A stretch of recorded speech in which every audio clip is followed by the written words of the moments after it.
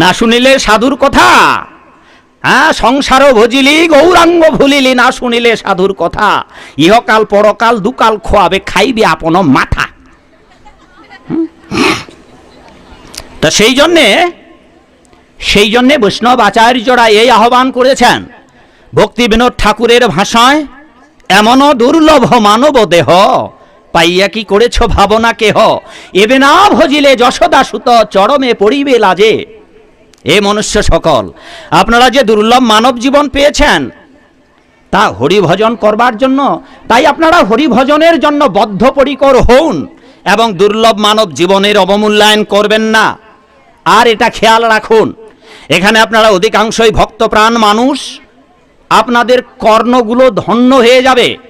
বংশীধ্বনিতে বৃন্দাবনে ব্রজাঙ্গনাদের আহ্বান করেছিলেন, আর আজ গৌর লীলা এবার স্বয়ং এসে দ্বারে দ্বারে ঘরে ঘরে ঢুকে সবাইকে ডেকে ডেকে সেধে সেধে হৃদয় শোধিল যাচি গিয়া সবাকারে হরিনাম দিয়া। আজ হরিনাম দিয়া হৃদয় শোধিত করবার জন্যে আমরা আপনাদের দরজায় এসে দাঁড়িয়েছি। তবে একটা বিষয় লক্ষ্য রাখতে হবে যে এত অধীর আগ্রহ ভরে এত রাত ধরে আপনারা আছেন, মাগো আরো অনেক ধৈর্যের পরীক্ষা দিতে হবে আপনাদের বাবা এই পারমার্থিক রাজ্যে। এই তো আজকে 3টার পর থেকে আপনাদের এলাকার বিভিন্ন জায়গার ভক্তবৃন্দরা, ওই যে ঘরে ছিলাম, ডজন ডজন ভক্তরা যাচ্ছিল আর আসছিল, আর তারা অনেক প্রশ্ন, যেন ওদের প্রশ্নই শেষ হয় না। আমাকে এখানে আসতে হবে, কয়বার যে বিদায় দিলাম তারপরেও আসতে চাচ্ছেন না, কচ্ছে আরেকটু প্রশ্ন করি আরেকটু প্রশ্ন করি।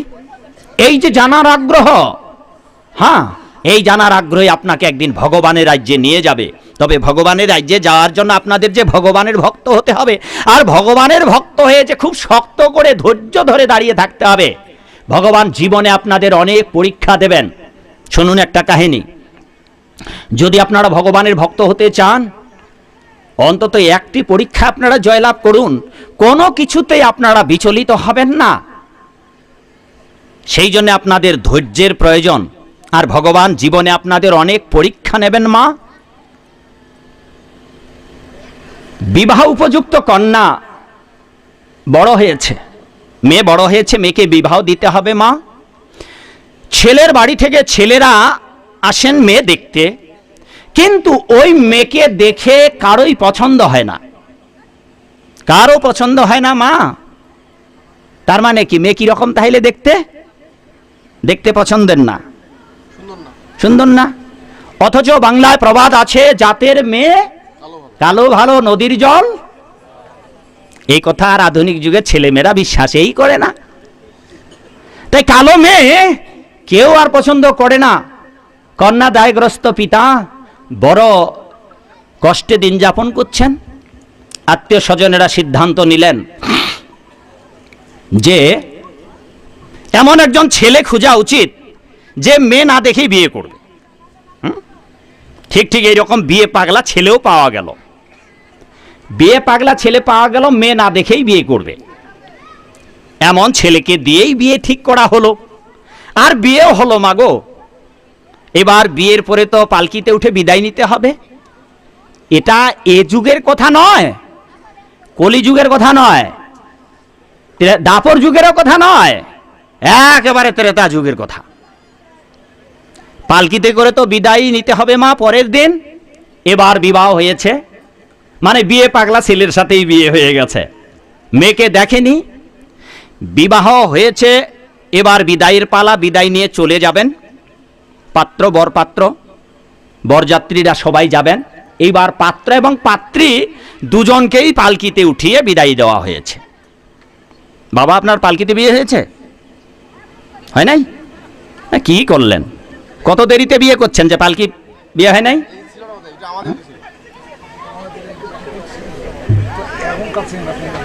আপনার এই প্রভুর আপনার বিয়ে হয়েছে পালকিতে? পালকিতে বিয়ে হয়েছে? আপনারও পালকিতে বিয়ে হয় নাই? এই কাণ্ড দেখো আপনার। কে আপনি কি উনার থেকে বড়? গরু গাড়ি। এ বাবা, কার কার পালকিত বিয়ে হয়েছে হাত তুলেন দেখি। একটা নাই পালকি বিয়ে হওয়া নাই, কারো পালকিত বিয়ে হয় নাই? এই রে মা, কি কাণ্ড! ওই যে আমার দাদার পালকিতে বিয়ে হয়েছে। অথচ পাশে যে বুড়া মানুষটা আছে ওনার বলে পালকির বিয়ে হয় নাই। গরু গাড়ি, হ্যাঁ, আর এখন তো মাইক্রো হেলিকপ্টার। হ্যাঁ, তো যাকে এবার পাত্র পাত্রী বিদায় নিয়ে বাড়ির দিকে রওনা হয়েছে। এখন পালকিতে করে বেড়ারা নিয়ে যাচ্ছে। হঠাৎ করে পাত্র ভাবছে, আরে মেয়েকে তো বিয়ে করলাম, এখন তো বাড়িতে নিয়ে যাচ্ছি, মেয়েকে তো আর দেখেনি। তাই মনে বড় সাপ জেগেছে, আরে মেয়েটাকে বিয়ে করলাম আর বাড়িতে তো নিয়ে যাচ্ছি, তো এই পালকির মধ্যেই মেয়েটাকে দেখে ফেলি। তাই পাত্র কি করেছে, বউয়ের সঙ্গে কথা বলা শুরু করেছে, নববিবাহিত কুলবধূ। তা মেয়েরা তো এমনিতেই লজ্জাশীলা মা, আর প্রথম বিবাহের রাত্রিতে বিয়ে হয়ে বিদায় নিয়ে যাচ্ছে পালকিতে করে, একই পালকিতে দুইজনের। এইবার পথের মধ্যে ঘোমটা তো দেওয়া আছে মেয়েদের, নববিবাহিত মা তো বলছে, ওগো ঘোমটা তুলো না একটু, তোমাকে দেখি। হ্যাঁ, এখন পাত্র তো ছেলে মানুষ, কম লজ্জা, মেয়েটাকে বলছে তুমি ঘোমটাটা তুলো না। এখন মেয়েরা কি নিজে ঘোমটা সরাতে পারে? তাই তার স্বামী কি করেছে, ওই পালকিতে বসেই ঘোমটাটা সরিয়ে ফেলেছে। যেই ঘোমটা সরিয়ে ফেলেছে, ওরে বাবা মা কালী!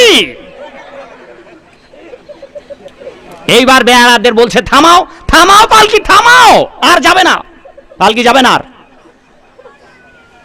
পালকি থামায় দিছে। এদিকে মা গভীর অরণ্য পথে জঙ্গলের ভিতরে যাচ্ছে, গভীর জঙ্গলের ভিতরে যাচ্ছে, সন্ধ্যা ঘনিয়ে গেছে।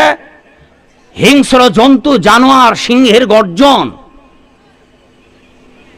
পালকি থেকে বর নেমে পড়েছে। বেড়াদের বলেছে, তোমরা চলে যাও বাড়িতে। বরযাত্রীদের নিয়ে পাত্র দেহাটা। নববিবাহিত সেই কুলবধূ গভীর অরণ্যে একাকিনী। ভেবে দেখুন মা, যদি এই পরিণতি আপনাদের কারো হতো, কি করতেন? কিরে মামনি, তোমাদের বিয়েতে এরকম জামাই রেখে গেল পালকিতে করে, অথবা মাইক্রো থেকে গভীর জঙ্গলে নামায় দিল, কি করবে তখন? তাইলে এবার প্রশিক্ষণ নাও, যদি এইরকম কারো কপালে জোটে কোনোদিন, দুর্ভাগ্য। এবার কি করলেন, ওই সেই নববিবাহিত নারী ওই অরণ্যে কাঁদতে কাঁদতে ঘুরতে লাগলেন। আর বনের পশুরা, তপবনে এরা কোনো হিংস্র ছিল না। নারীর করন্দন শুনে ওই তপবনে একজন মহর্ষি ছিলেন, মহান তপস্বী। তিনি এই কান্নার শব্দ শুনতে পেয়ে ওই বিবাহিত, সদ্য বিবাহিত নারীকে নিয়ে এলেন আপন কুটিরে। আর দেখেই বুঝতে পারলেন মা নববিবাহিতা, হ্যাঁ, পতিগৃহে যাচ্ছেন। তো তার চেহারা দেখে বুঝবে না, গায়ে হলুদ মাখানো, হ্যাঁ, অলঙ্কারে বিভূষিতা। বললেন যে, মা তুমি কোনো চিন্তা করো না, সদ্য তোমার বিবাহিত স্বামী তোমাকে পরিত্যাগ করেছে, আমার কোনো বনে কেউ নাই মা, আমার পুত্র কন্যাদি কেউ নেই, তুমি আমার সব। আজ থেকে তুমি আমার কন্যা, আর তুমি এই তপবনে থাকবে অভয়ে। এটি অভয় অরণ্য, এখানে কোনো বাঘ, হিংস্র জন্তু কারো প্রতি হিংসা করে না। তাই তুমি আমার এই বনেতেই সাধন ভজন করতে পারবে, আর এখানেই তুমি থাকবে। এই সদ্য বিবাহিত কুমারী যৌবনে পদার্পণ করল, যৌবন অতিক্রম করলেন, প্রৌরাক্রান্ত হলেন। ওই ঋষির আশ্রমে থেকে তাকে মন্ত্রপুত করলেন, মন্ত্র প্রদান করলেন সেই মুনি। মন্ত্রপুত করে যৌবনে পদার্পণ করলেন, সমস্ত জীবন কাটিয়ে দিলেন আশ্রমবাসী হয়ে। নিজের তরুণী বয়স, যৌবন অতিক্রম, তারপর প্রায় বার্ধক্য। এই কালেতে সেই তপবনের ঋষি, যেই ঋষির কাছে ওই নারী প্রতিপালিত হচ্ছিল, তিনি বললেন যে, মা কালের গতিতে সবাইকে জগৎ থেকে বিদায় নিতে হয়, এবার আমার যাওয়ার পালা, আমাকেও সেই বিধি বিধান মতে এ জগৎ থেকে বিদায় নিতে হবে। তাই মা তোমার প্রতি আমার এই আদেশ, তুমি কোনোদিন এই মন্দির, আমার এই তপবন ছেড়ে অন্য কোথাও যাবে না। আর আমি আশীর্বাদ করছি, তোমার এই ত্যাগ আর এই ধৈর্যের পরীক্ষা নিতে স্বয়ং ভগবান আসবেন। আর নররূপে স্বয়ং ভগবান তোমাকে কৃপা করতে আসবেন। হৃদয় গৌর প্রেমানন্দে হরি হরি বল।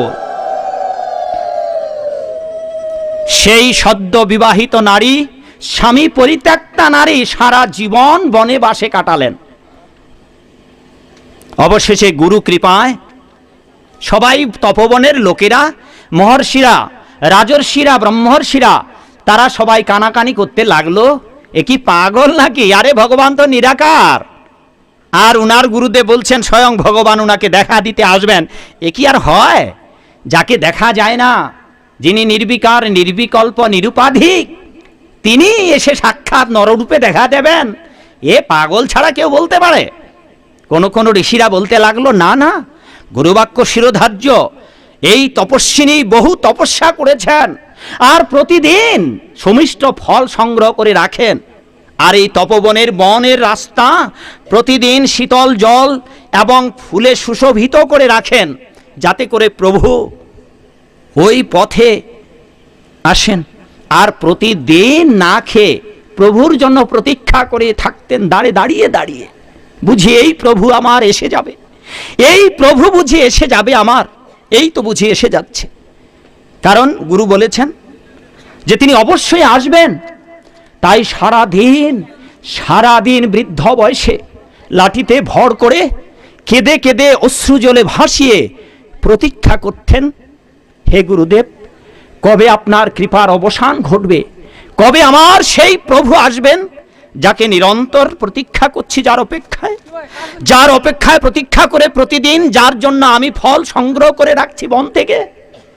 আজও কি সেই দিনের অবসান হবে না? প্রতিদিন সকাল হয়, সারাদিন প্রতীক্ষা করেন, আবার সন্ধ্যা হয়, সারা রাত জেগে জেগে ভগবানের নাম জপ করেন।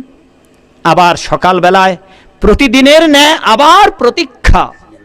এভাবে দিন যায়, মাস যায়, বছর যায়, সারা জীবন কেটে অবশেষে বার্ধক্য দশায় উপনীত হলেন। প্রভু তখনও আসছেন না, তবু প্রতীক্ষা ধৈর্যার। ছয় বেগ দমি, ছয় দোষ সদি, ছয় গুণ দেহ দাসে। বৈষ্ণব কবির একটি কবিতা রয়েছে। এই 6টা গুণের মধ্যে যদি আপনারা ভগবান কৃষ্ণের ভক্ত হতে চান, তবে সারা জীবন ভগবানের করুণার জন্য প্রতীক্ষা করতে হবে।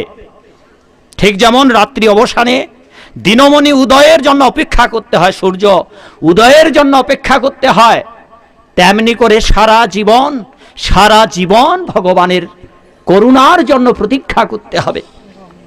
প্রতিদিন নিজে খেয়ে টক ফলগুলো ফেলায় দিতেন, আর মিষ্ট যেগুলো সুস্বাদু সেগুলিই তিনি রেখে দিতেন। আপনারা সবাই জানেন, এ আর অন্য কোনো নারী ছিলেন না। এতকাল প্রতীক্ষা করবার পর বার্ধক্য বয়সে উপনীত হলে ভগবান নররূপী রামচন্দ্র পুরুষোত্তম, মর্যাদা পুরুষোত্তম ভগবান রাম ভ্রাতা লক্ষ্মণকে নিয়ে কুটিরে উপনীত হন। আর ধন্য হল সেই বিবাহের বিদায়কালের পরিত্যক্ত নারী। নাম কি মা জানেন আপনারা সবাই? কি মামুনি? নামটা ঠিক করে বলুন, ভুল হচ্ছে নামটা। তোমরা বলো মামুনিরা। বাবু জোরে বলুন যেন সবাই শুনতে পায়।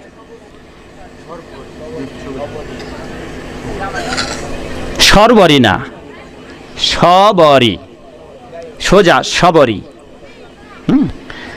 এটি একটি দৃষ্টান্ত, যিনি বিবাহের বিদায়কালে স্বামী পরিত্যক্ত হয়ে তপবনে কাটিয়েছিলেন। মাগো, আপনাদের তপবনে কাটাতে হবে না? আপনাদের স্ত্রী পুত্র পরিবার পরিজন নিয়ে যে সংসারে আছেন, ওই সংসারে থেকেই মহাপ্রভুর আদেশ আপনারা পালন করতে পারবেন। 10-5 মিলে নিজ দাঁড়েতে বসিয়া কীর্তন কর সবে হাতে তালি দিয়া। আপনারা সুর জানেন না, হারমোনিয়াম বাজাতে পারেন না, হাতে তালি দিয়ে ঘরে বসেই তপবনে যেতে হবে না। সারা জীবন ভগবানের প্রতীক্ষা করুন, সারা জীবন প্রতীক্ষা করুন আর কাঁদুন। যদি আপনারা কাঁদতে না পারেন, আমাদের গৌর গোবিন্দ স্বামী মহারাজ, তিনি বৃন্দাবনে কৃষ্ণ বলরাম মন্দির সৃষ্টিকাল লগ্ন থেকে তিনি সমস্ত ভক্তদের জানাতেন যে এখানে একটি কান্নার বিদ্যালয় খোলা হয়েছে, তাই জপ করতে করতে কাঁদুন আর সারা জনম অপেক্ষা করুন, মৃত্যুকালে যাতে করে ভগবানের কাছে চলে যেতে পারেন। এই জন্য আপনাদের জীবনে অনেক পরীক্ষা আসবে। একটু আগে এক বাবু গিয়েছিলেন, তিনি জানতে চাইলেন যে কয়েকদিন ভক্তি জীবন যাপন করে দীক্ষা মন্ত্র নিলাম, আপনাদের কাছে ঠিক ঠিক সাধু হয়ে গেলাম, তারপরে আমি আবার রোহিতস্য কাতলস্য খাওয়া শুরু করলাম, হ্যাঁ তবে কি হবে? তবে কি আমাকে ভগবান রক্ষা করবেন না? উত্তরটা এরকম, যদি আপনার পতন হয় তবে হ্যাঁ, যেই পর্যন্ত আপনি ভগবত কৃপা লাভ করেছেন অথবা ভগবত কার্য সম্পাদন করেছেন, স্বল্পম অপশ্য ত্রায়তে মহত ভয়াৎ, অল্প কাল ধরেও যদি ভক্তি যজন যাজন করেন, এ জগৎ সংসারের মহাভয় থেকে আপনাকে ভগবান উদ্ধার করবেন। একথা গীতায় ভগবান প্রতিশ্রুতি দিয়েছেন। ভগবান শুধু এটাই নয়, আরো প্রতিশ্রুতি দিয়েছেন, কন্ত প্রীতি জানহি নমে ভক্ত প্রণশ্যতি। যদি আপনারা ভগবানের ভক্ত হন, ভগবান মহাবিপদ থেকে আপনাদের উদ্ধার করবেন। কিন্তু ভগবানের ভক্ত হওয়ার জন্য আপনাদের একজন যথার্থ গুরুদেবের কাছে যাওয়া উচিত। অনেকের আপনাদের দীক্ষা শিক্ষা মন্ত্র হয়ে গেছে, কিন্তু যথা পূর্বং তথা পড়। ফ্যানটা চলে না? না না, বন্ধ করতে বলিনি, এখন দিয়ে দেখ। আমি তো পুরো স্নান করে ফেললাম। ঠিক আছে, থাক, ওখানে থাক, উঠাই দিও না, উঠাই দিও না। এ বাবু, হ্যাঁ ওইভাবে থাক, আমার নিচেরটা ঠান্ডা হলে হবে। তো যে কথা বলতেছিলাম, যে একজন যথার্থ গুরুদেবের কাছে যাওয়া উচিত। আপনাদের সমাজে অনেক গুরু আছে যিনি এই তত্ত্ব কথাগুলো জানেন। শিব বাবা মা দুর্গাকে দুঃখ করে বলছেন, জগতে অনেক গুরু আছে, শিষ্যদের দক্ষিণা নেওয়ার জন্য, শিষ্যদের সম্পদ অপহরণ করার অনেক গুরু আছে হে দেবী পার্বতী, কিন্তু এই জগৎ সংসারে যারা মায়ার সংসারে মোহিত হয়ে আছে, তাদেরকে সংসারের মায়া থেকে কি করে উদ্ধার করবেন? এমন গুরু জগতে বড়ই দুর্লভ। আপনারা অনেকে শিষ্য আছেন, আর যদি বা শিষ্য পাওয়া গেল, যথার্থ গুরু পাওয়া মুশকিল। আর যদি বা যথার্থ গুরু পাওয়া গেল, তবে শিষ্য মুশকিল। ভেবে দেখুন না, সংসারে এমন অনেক শিষ্য রয়েছে। এই তো এই দিন একটা গল্প বলেছিলাম, সমাজে অনেক শিষ্য আছে যারা গুরুর কাছ থেকে আদায় করে নিতে চায়, এটা দাও ওটা দাও। দুর্গাপূজা কালী পূজায় যেমন আমরা এটা এটা চাই, তেমনি করে সমাজে অনেক শিষ্য আছে যারা গুরুদেবকে খাটিয়ে কিছু পেতে চায়। আর যথার্থ গুরুরা আবার শিষ্যদের কাছ থেকে দক্ষিণা নিয়ে নিজের সংসার পূর্তি করতে চায়। এমন গুরু দিয়ে কখনো আপনারা আধ্যাত্মিক জীবনে প্রগতি লাভ করতে পারবেন না। তাই এমন একজন যথার্থ গুরুর দরকার, আর একজন যথার্থ শিষ্যর দরকার। তা সমাজের অধিকাংশ শিষ্য আর গুরুর দশা কিরকম বাবা ভেবে দেখুন। গুরু শিষ্য দুজনেই পথে বেরিয়েছেন। মা পথ চলতে চলতে প্রচণ্ড খরার দিনে রাস্তায় চলছেন, আর জলের তৃষ্ণা লেগেছে। তাই গুরুদেব পথ চলতে চলতে ঘোড়ার পিঠে করে যাচ্ছিলেন। তো ঘোড়া থামিয়ে শিষ্যকে বলছে, চলো এই পাশের বাড়িতে যাই। আর পাশের বাড়িতে দেখছে যে একটা নারিকেল গাছ। তো নারিকেল গাছে ডাব আছে, ডাবের জল খেয়ে তৃষ্ণা নিবারণ করবেন। তাই গৃহকর্তার কাছে অনুমতি নিয়ে তার শিষ্যকে বলছে যে বাবা এই নারিকেল গাছে ওঠো, খুব তৃষ্ণার্ত, তো একটু ডাবের জল খেতে হবে। তো ডাবের জল খেলে মা তৃষ্ণা নিবারণ হবে না। এবার শিষ্যকে বলছে বাবা ঘোড়াটা থামাও, থামিয়ে এই গাছে নারিকেল গাছে ওঠো ডাব পাড়ানোর জন্য। এদিকে দেখুন শিষ্যের কি গুরু ভক্তি, গুরুবাক্য শিরোধার্য, শাস্ত্রবাক্য শিরোধার্য। এবার যেই গুরু বলেছে যে এই নারিকেল গাছে উঠে ডাব পাড়াও, হরিভক্তি বিলাস বের করেছে শিষ্য। ব্যাগের মধ্যে শাস্ত্র গ্রন্থ ছিল মা, আর শিষ্য বাবা এত পণ্ডিত, 12 হাত বাঙ্গি 13 হাত বিচি, গুরু থেকে শিষ্যই পণ্ডিত। এইবার যেই গুরু বলেছে যে নারিকেল গাছে উঠে ডাব পাড়াও, হরিভক্তি বিলাস ব্যাগ থেকে বের করে গুরুকে বলছে যে গুরুদেব এই যে দেখুন গুরুদেব, এই যে এই বিলাসের এত পৃষ্ঠায় বলা আছে যে পূজনীয় ব্যক্তি আর গুরুদেবের সামনে উচ্চ আসনে আরোহণ করিবে না।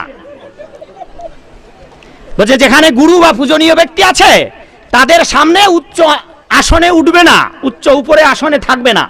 তা গুরুদেব এই যে দেখুন শাস্ত্রের এ কথা, তা আমি যদি নারিকেল গাছে উঠি তা আপনি তো আমার পায়ের নিচে থাকবেন, এ কি হয়? তবে তো হ্যাঁ গুরু মারা বিদ্যা হয়ে যাবে, আপনাকে অপমান করা হবে না।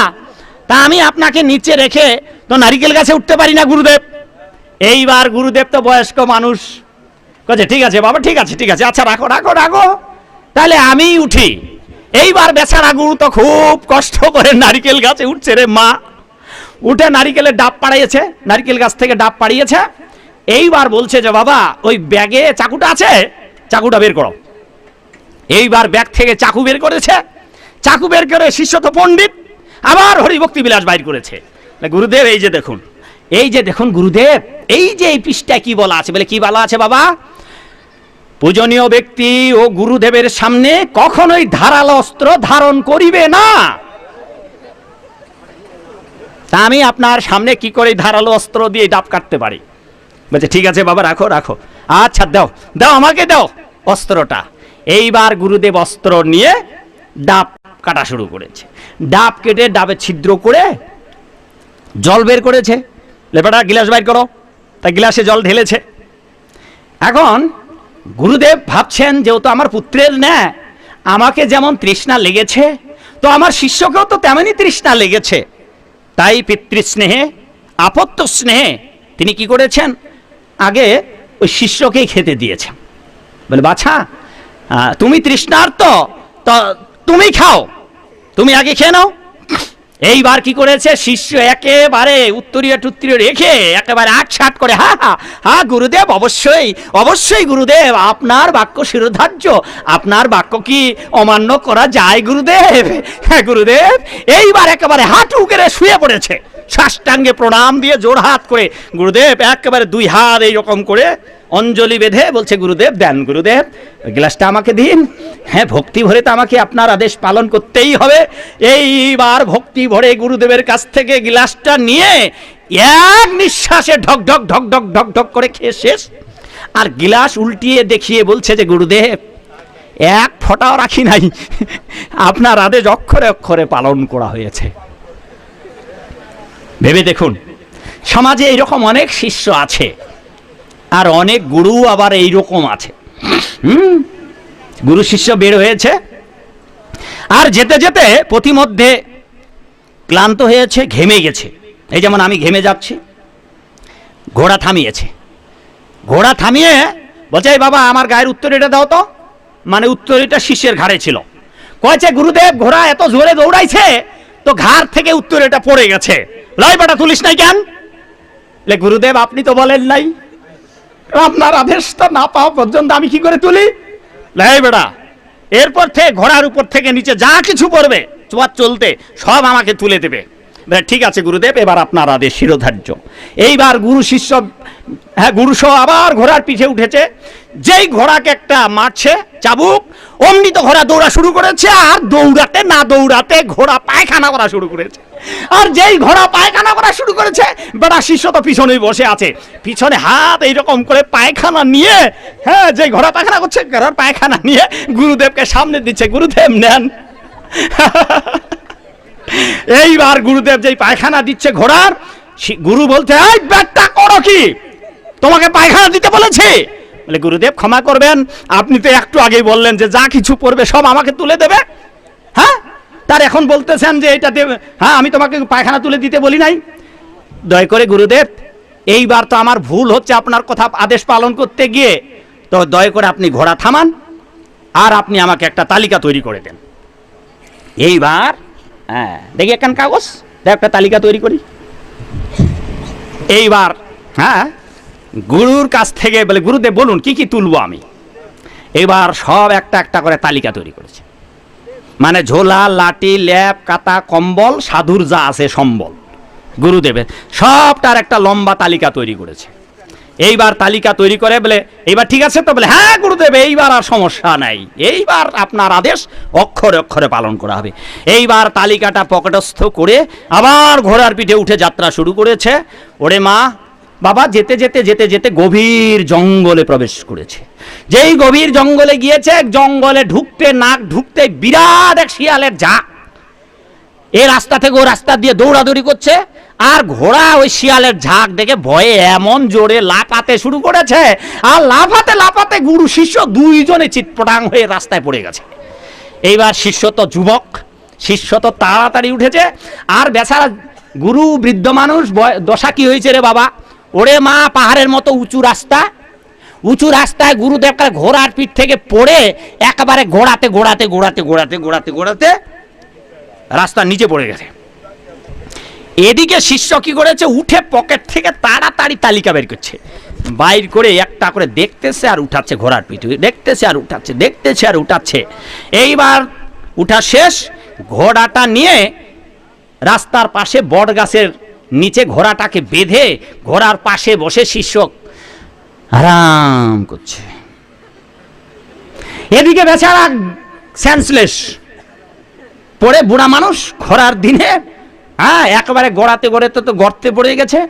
অনেকক্ষণ পর গুরুর যখন চেতনা ফিরে গেছে, চেতনা ফিরে হ্যাঁ ওই গাছের ডাল টাল এটা সেটা ধরে হাঁটু গেড়ে অনেক কষ্টে উঠে রাস্তার উপরে উঠে দেখে সর্বনাশ, তার শিষ্য ঘোড়া নিয়ে গাছতলায় বিশ্রাম করছে।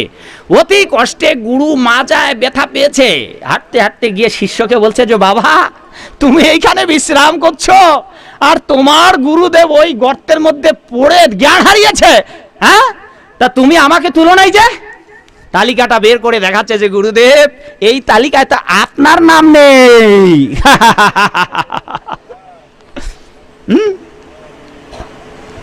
এইরকম জগতে অনেক শিষ্য আছে, এইরকম অনেক গুরু আছে যাদের শাস্ত্রে তালিকা নেই।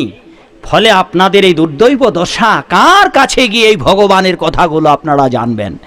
এমন যথার্থ গুরু পাওয়া মুশকিল, আর শিষ্য যদি পান তবে তো এই রকম ডাবের জল নিজে খেয়ে দিয়ে শেষ। হ্যাঁ, এই জন্যে একজন যথার্থ গুরু খুঁজে বের করার দরকার। যিনি যথার্থ গুরু হবেন তার এই 4টি গুণ থাকবে। কি কি গুণ মা? বাবা তিনি কোনো প্রকার মাছ মাংস রসুন পেঁয়াজ মুসুরের ডাল খাবেন না, 1। 2 তিনি বিড়ি পান সিগারেট চা গাঁজা যত প্রকার নেশা গ্রহণ করবেন না। 3 অবৈধ সঙ্গ। 4 জুয়া তাস খেলা, অশ্লীল গান বাজনা টেলিভিশন দেখবেন না। এই 4টি কাজ করবেন না।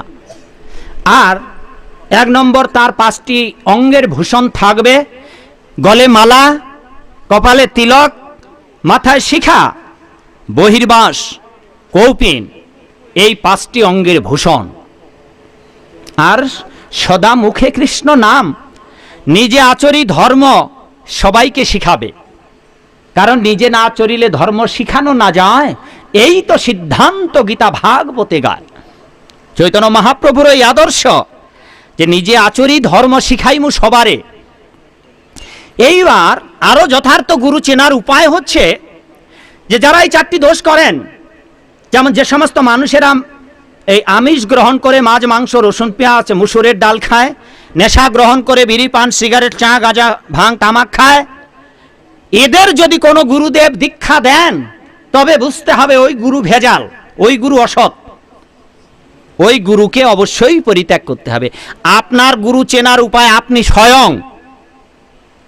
যদি আপনি এই 4টি দোষের কোনো একটা দোষ করেন, তারপরেও যদি আপনার গুরুদেব আপনাদের দীক্ষা দেন তবে আপনার গুরু ভেজাল, আপনার গুরুত্ব লঘু, আপনার গুরুর গুরুত্ব আর থাকবে না।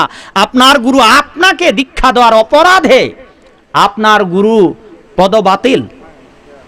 সমাজের অনেক মানুষ আছে আগে যেমন ছিলেন বাবা এখনো ওই রকমই আছেন। কিরে মা, এদেশের মায়েরা তো, উত্তরবঙ্গের মায়েরা পান সুপারি তেমন খায় না, অনেকেই খায়, কিন্তু ওই যে কুয়াকাটা থেকে আসলাম, গলাচিপা থেকে পটুয়াখালী, একেবারে মানে কি বলবো 80% মায়েরাই খায়।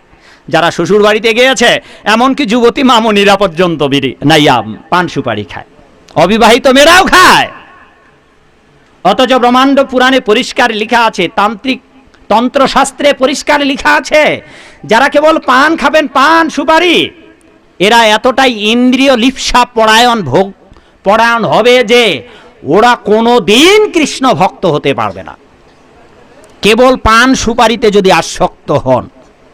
তাই এইরকম কেউ যদি গ্রহণ করেন আর যদি কোনো গুরুদেব তাদেরকে মন্ত্র প্রদান করেন,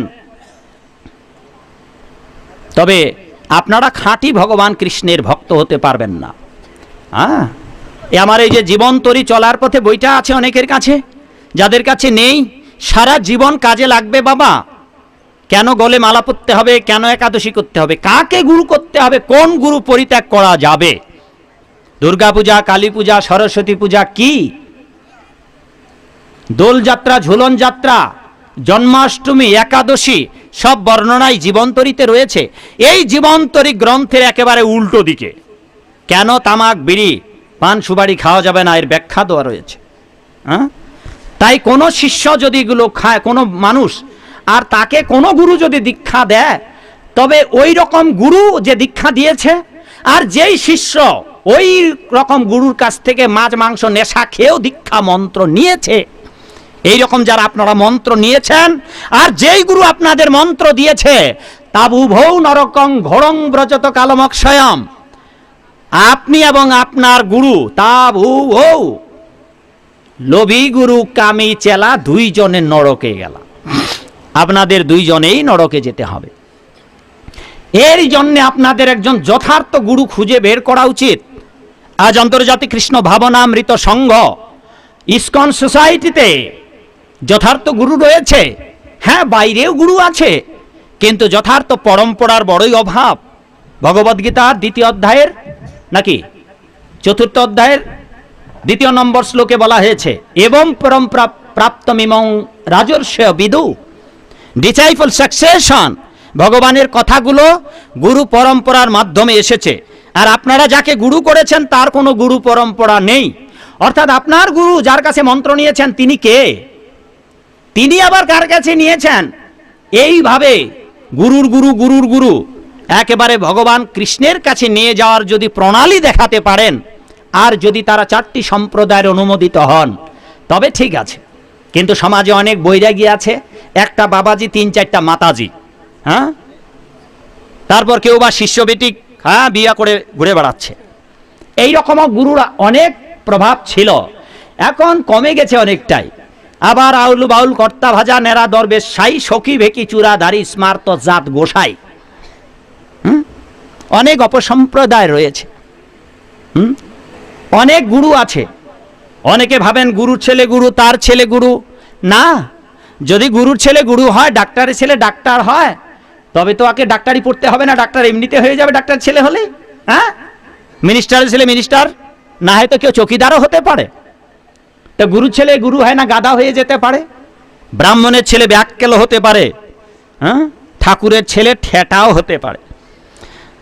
এই যে হিন্দু সমাজের এই ভাবনাগুলো আজ আমাদের অধপতনের দিকে ঠেলে দিয়েছে। শুধু তাই নয়, অনেক মতপথ এসেছে এই রঙ্গভরা বঙ্গদেশে, মানুষকে ভগবান বানিয়ে পুজো করা হচ্ছে। সেইগুলো বন্ধ করে দিন, আর আপনাদের আসনে যাকে মানুষকে ভগবান বানিয়ে পুজো করছেন, সেই জায়গায় রাধা গোবিন্দকে আসন দিন, তবে আপনার মনুষ্য জীবন ধন্য হবে।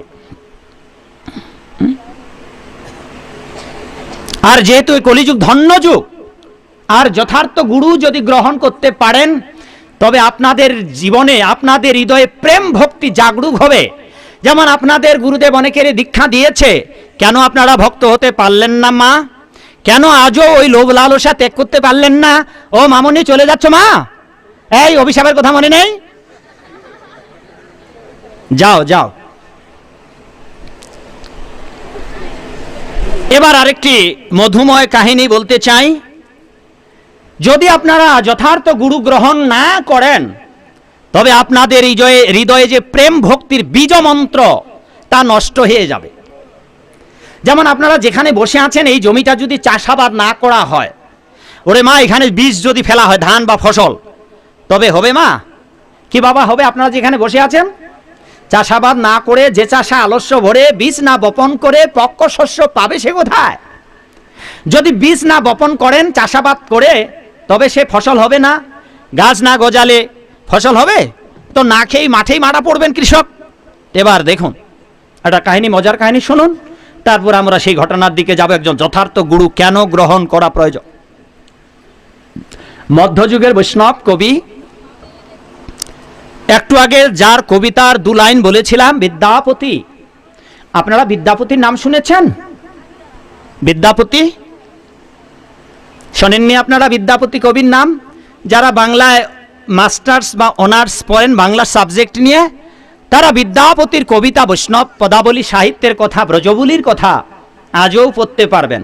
অবকহ কপট ধরম জুত গোল, ধারনীতি ধর এ কুমারিনী চলো। এ হচ্ছে ব্রজবুলি ভাষা। তো এইরকম ব্রজবুলি ভাষায় যিনি কবিতা রচনা করেছিলেন, সেই বিদ্যাপতি কবিবরের জীবনের একটা করুণ ইতিহাসের কথা বলি। তারপর আমরা আবার যথার্থ গুরুর অন্বেষণ করব। বিদ্যাপতি একজন দরিদ্র ব্রাহ্মণের ছেলে। এত বড় বৈষ্ণব কবি পৃথিবীতে আর জন্মায়নি, জন্মাবে না। বিশ্বকবি ঠাকুর পর্যন্ত এই বৈষ্ণবদের কাছে ঋণী। তিনি পর্যন্ত প্রার্থনা করেছিলেন, কহ বৈষ্ণব কবি, কোথায় পেয়েছিলে এই প্রেমোচ্ছবি? এই যে তোমাদের বিরহ তাপিত পরাণ, এমন হৃদয়ের প্রেম ভক্তি তোমরা কোথায় পেয়েছিলে? তোমাদের যে ভাষা, তোমাদের যে বৈদগ্ধ, তোমরা এগুলো কোথায় পেয়েছিলে? তো যাকে সেই বিদ্যাপতি কবিবর দরিদ্র ব্রাহ্মণের ছেলে, আর তার সঙ্গে হৃদয়ের হৃদ্যতা জেগেছিল, কৃষ্ণ প্রেমের মধুরিমা জাগছিল যার সাথে, সেই মহিয়সী নারীর নাম ছিল লক্ষ্মীর। শুনুন এক করুণ ইতিহাস। বিদ্যাপতি এবং লক্ষ্মীর নাম দুটো মনে রাখুন। বিদ্যাপতি ছিলেন, ও মা কথা বলো না মা, বিদ্যাপতি ছিলেন দরিদ্র ব্রাহ্মণের ছেলে, আর লক্ষ্মীর ছিলেন এক জমিদারের কন্যা।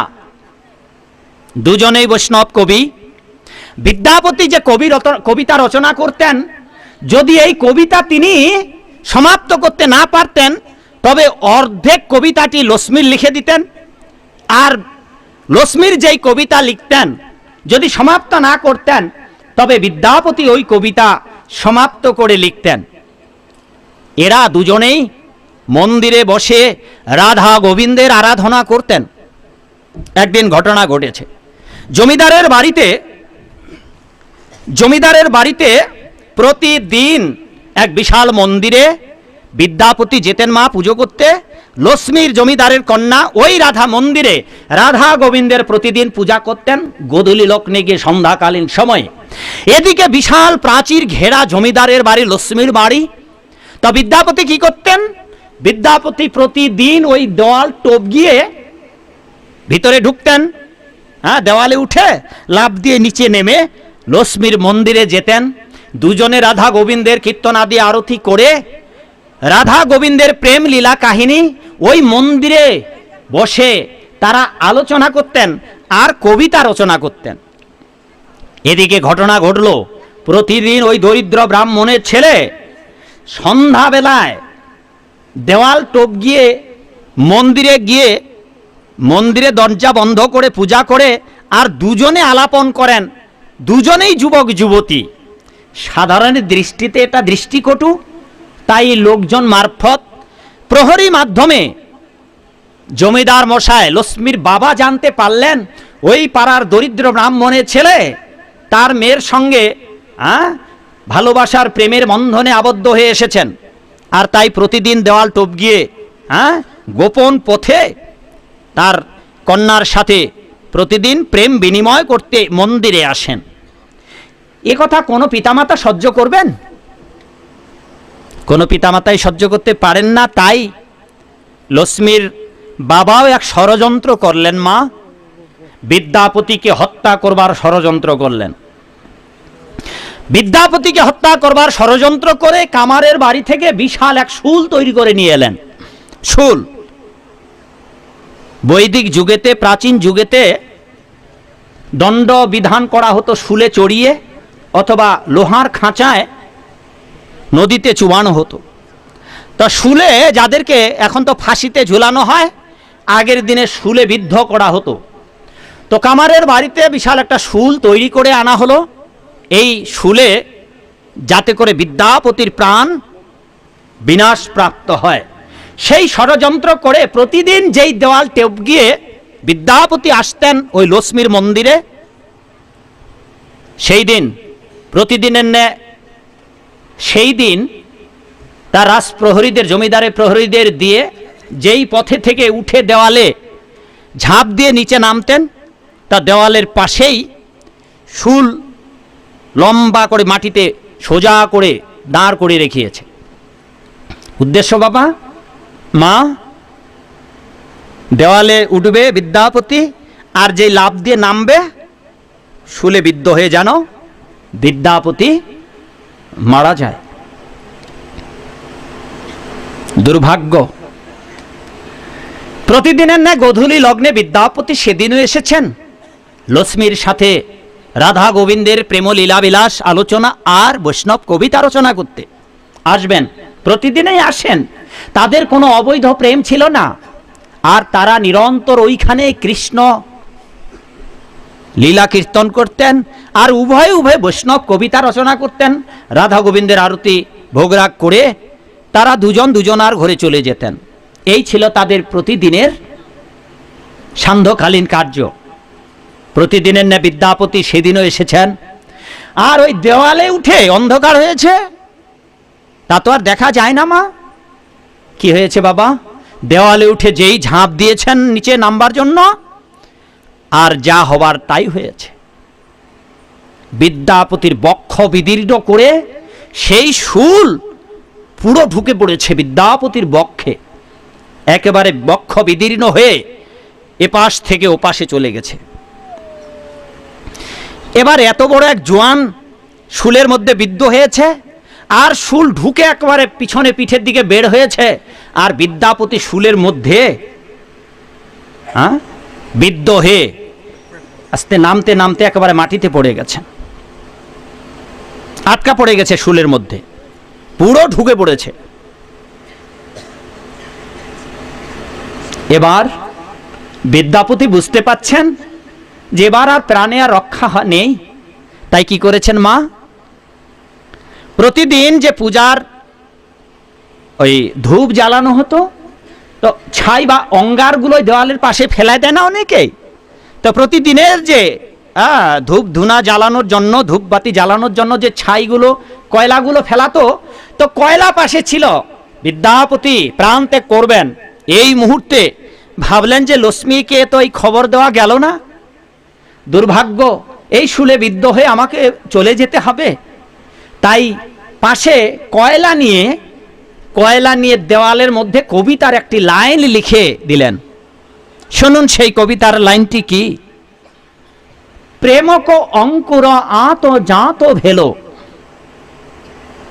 একটি ছোট্ট লাইন লিখে বিদ্যাপতির প্রাণ বেরিয়ে গেল, বিদ্যাপতি মারা গেলেন। লক্ষ্মীর দেবী অপেক্ষা করছেন, বিদ্যাপতি এখনো নেই, খুব আনচান করছেন। এদিকে পূজার সময় পার হয়ে গেল, বিদ্যাপতির বিরহে নিজে একা একা আনচান করতে করতে গোবিন্দের পূজার্চনা সেরে দিলেন। নিশ্চয়ই কোনো অঘটন ঘটেছে। একবার মন্দিরের ভিতরে যায়, বাইরে আসে, ভিতরে ঢুকে বাইরে আসে, পূজার্চনা শেষ, ভোগ রাগ দেওয়া শেষ। অবশেষে লক্ষ্মীর আর মন মানেনি, তিনি এসেছেন যে প্রতিদিন যেই দেওয়াল টপকে যেই পথে আসে একটু গিয়ে দেখি তো, মন মানেনি।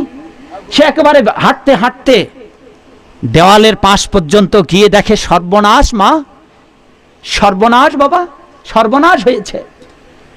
বিদ্যাপতি সেখানে তার নিথর দেহ পড়ে আছে, মরদেহ পড়ে আছে। এদিকে লক্ষ্মীর ভাবছেন, যেই ভক্তপ্রবর বিদ্যাপতি বৈষ্ণব কবি আমার এখানে আসতো, যার সাথে কৃষ্ণ প্রেমের মাধুর্য রসাস্বাদন করা হতো নিরন্তর, কৃষ্ণেরও মধুর বাণী অমৃতের তরঙ্গিনী যে প্রেম রসাস্বাদন করা হতো, অমৃতময় মধুময় কথা আস্বাদন করা হতো, সেই বিদ্যাপতি আজ আর নেই। তবে কি করে আর কৃষ্ণ প্রেম রসসুধা পান করা হবে। তাই বিদ্যাপতি যে পথে গিয়েছে, হে গোবিন্দ, এবার আমাকেও তাহলে সেই পথেই যেতে হবে। তাই বিদ্যাপতি যেই পথে গিয়েছেন, লক্ষ্মীর নিজেও এবার দেওয়ালে উঠে পড়লেন। মা লক্ষ্মীর দেওয়ালে উঠে তিনি ভাবলেন, যার সঙ্গে কৃষ্ণের রস আস্বাদন করা যেত। চৈতন্য মহাপ্রভু রায় রামানন্দকে জিজ্ঞাসা করেছিলেন, বিরহ মধ্যে কোন বিরহ গণী?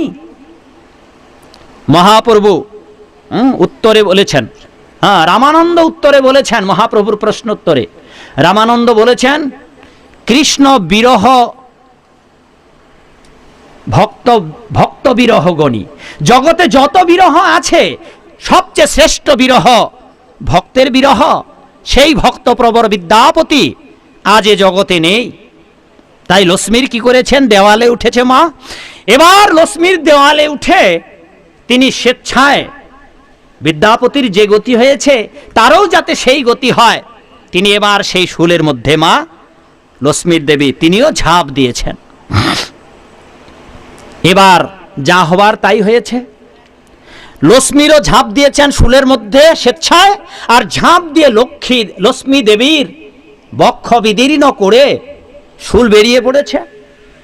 লক্ষ্মী দেবীও শুলের শুলে বিদ্ধ হলে তিনিও শুলের নিচে পড়ে গেছেন। এবার বিদ্যাপতির নিচে, তার উপরে কে? লক্ষ্মী দেবী।